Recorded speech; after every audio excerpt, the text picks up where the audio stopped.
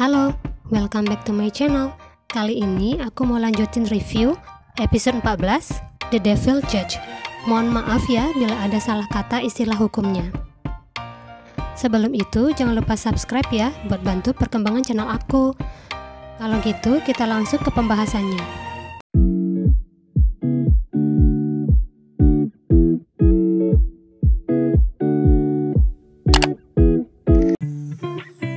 Gaon sangat terpukul dengan kematian So-hyun.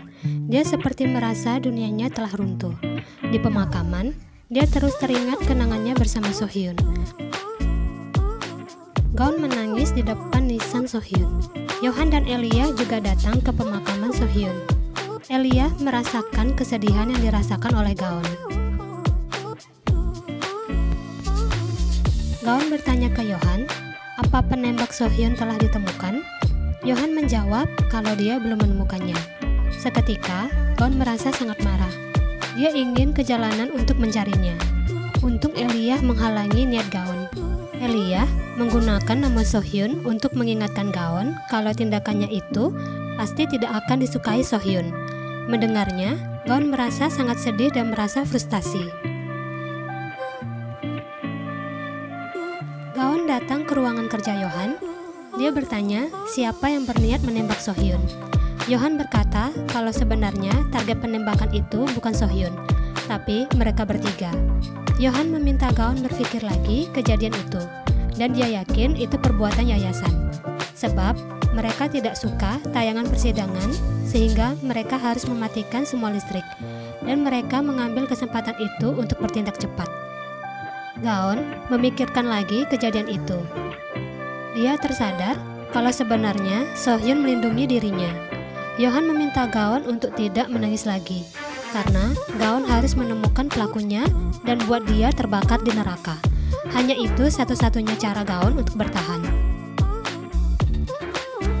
Dan Gaon mulai menargetkan Jukchang sebagai langkah awal menghukum yayasan. Esok hari, mereka bertiga menemui wartawan di depan Mahkamah Agung. Yohan memberitahu kalau petugas penyelamat yang dikirim pemerintah telah menyerang warga yang tidak berdosa dan juga membunuh seorang lansia dengan cara yang brutal. Juga, seorang penembak telah membunuh seorang polisi. Yohan akan membawa kasus ini di persidangan dan akan menghukum orang yang terlibat.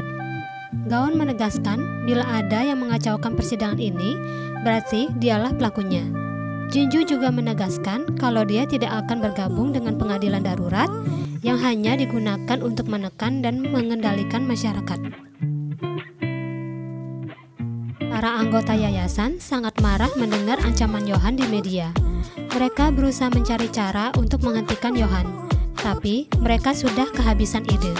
Sun-ah pun menyarankan agar mereka mengalah dulu. Dan Presiden pun berpura-pura mengungkapkan kesedihannya atas insiden itu di depan semua media, dan juga memberi ucapan belasungkawa ke keluarga So-hyun. Tapi, dia langsung antusias saat menyebutkan kalau persidangan langsung akan dianggap sebagai bukti pengkhianatan terhadap pemerintah yang telah menetapkan tindakan penyelamatan darurat. Selesai konferensi pers, Presiden mengatakan ke Sun-ah ada masalah yang harus mereka hadapi terlebih dahulu. Bukan tentang kematian lansia, tapi tentang virusnya. Warga tidak percaya kalau virus itu ada, dan mereka harus segera menemukan virus itu di beberapa daerah kumuh.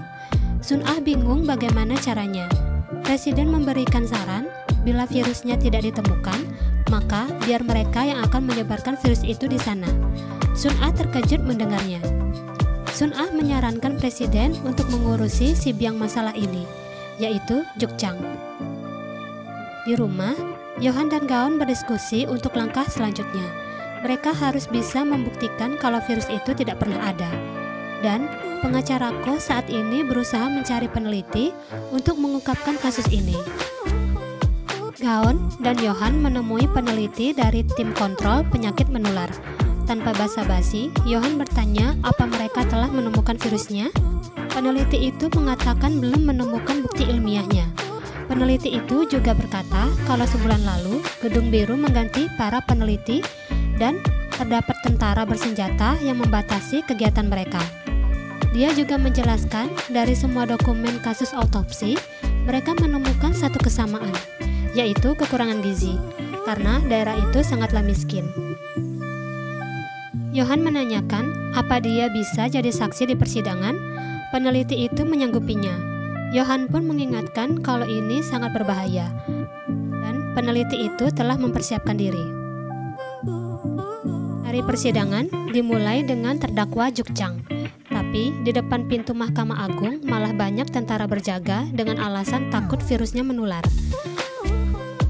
Dan pihak pembela Jukchang ini ternyata dari tentara. Yohan menanyakan alasan Jukchang melakukan kekerasan. Si pembela mengatakan kalau itu hanyalah korban kecelakaan. Yohan memutar rekaman penyiksaan lansia itu untuk memastikan apa ini yang dimaksud kecelakaan. Si pembela itu mengiyakan.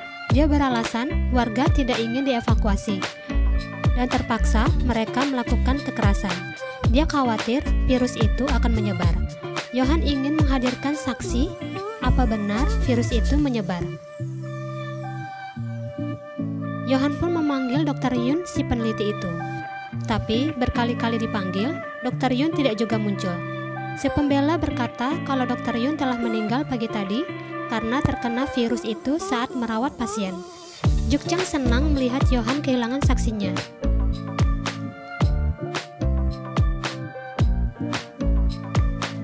Yohan, Gaon, dan Jinju terkejut dan menyadari Dr. Yun telah dibunuh oleh mereka. Gaon dan Jinju bingung bagaimana cara mereka membuktikan kalau virus itu tidak pernah ada. Di sisi lain, para anggota yayasan sangat senang melihat Yohan kebingungan. Mereka suka jalan persidangan sesuai keinginan mereka. Yohan menanyakan ke pembela hukuman apa yang pantas untuk Jukchang.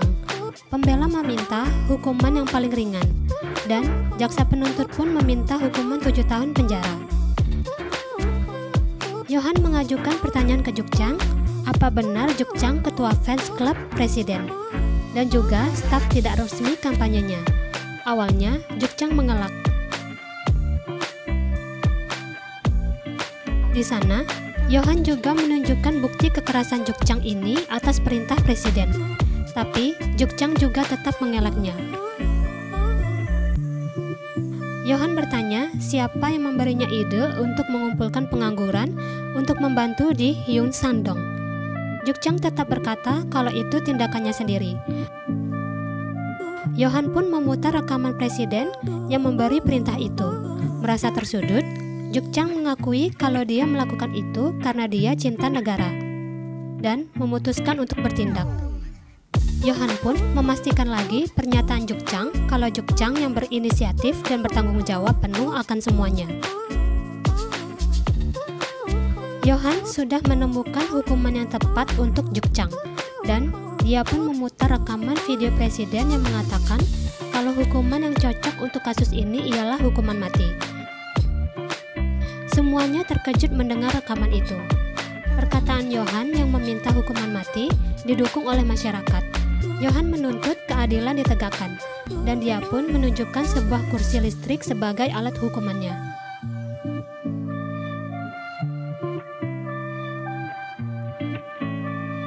Hukuman mati akan dilakukan 24 jam dari sekarang dan akan dilakukan di ruangan persidangan. Jukchang langsung panik. Di sisi lain, para anggota yayasan sudah tidak bisa duduk tenang. Sun Ah mengerti kalau Yohan mengincar rasa takut. Dia menginginkan Jukchang mengatakan kebenaran di hadapan seluruh negeri. Sun Ah meminta presiden untuk membungkam Jukchang.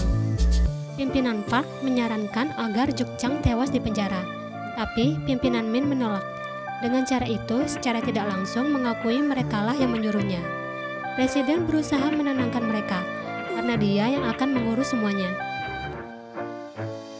Jinju tidak setuju dengan cara yang dilakukan Yohan, karena dia menganggap Yohan sama saja dengan presiden. Yohan meminta Jinju keluar dari majelis kalau dia menentangnya.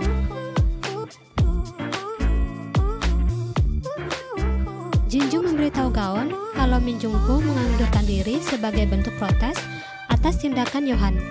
Gaon terkejut. Dia langsung menemui Min Jung-ho di kantornya. Dia meminta Gaon menghentikan Yohan karena dia merasa Yohan itu iblis. Min Jung Ho berusaha meyakinkan Gaon kalau Yohanlah pelaku penembakan Sohyun karena dia menggali masa lalu Yohan. Sohyun menemukan seorang saksi, yaitu Jung Joseph. Dia yakin Jung Joseph disembunyikan oleh Yohan. Gaon tidak percaya kalau Yohan membunuh kakaknya sendiri, karena Gaon melihat sendiri bagaimana penderitaan Yohan. Tapi bagi Min Jung Ho, itu hanyalah bentuk rasa bersalah Yohan ke kakaknya. Gaon bimbang langkah apa yang harus diambil menghadapi situasi ini. Gaon menemui Yohan. Dia berusaha meyakinkan Yohan untuk tidak mengorbankan orang yang tidak bersalah. Tapi Yohan tetap pada pendiriannya. Gaon bertanya apa Yohan telah memprediksi kalau di Hyu Sandong akan terjadi pembunuhan. Yohan hanya diam saja. Di penjara, Jukjang diculik dan dia dibawa menemui presiden.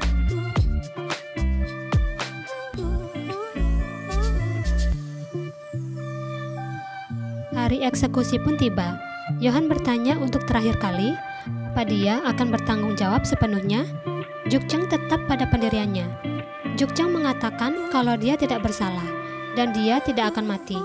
Dia juga berkata kalau Yohan itu siapa hingga bisa membunuhnya. Flashback, Presiden meyakinkan Jukjang kalau Yohan hanya berpura-pura saja. Dia hanya ingin menjebak Jukjang untuk menyeret Presiden. Jukjang ragu, tapi Presiden meyakinkan lagi kalau bila keadaan di luar batas, dia akan memadamkan listrik di Mahkamah Agung.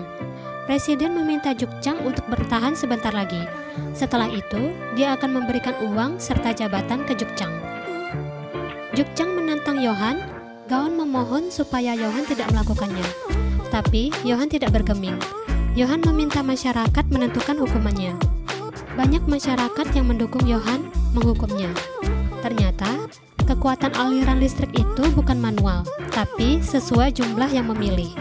Semakin banyak yang memilih, semakin tinggi aliran listriknya.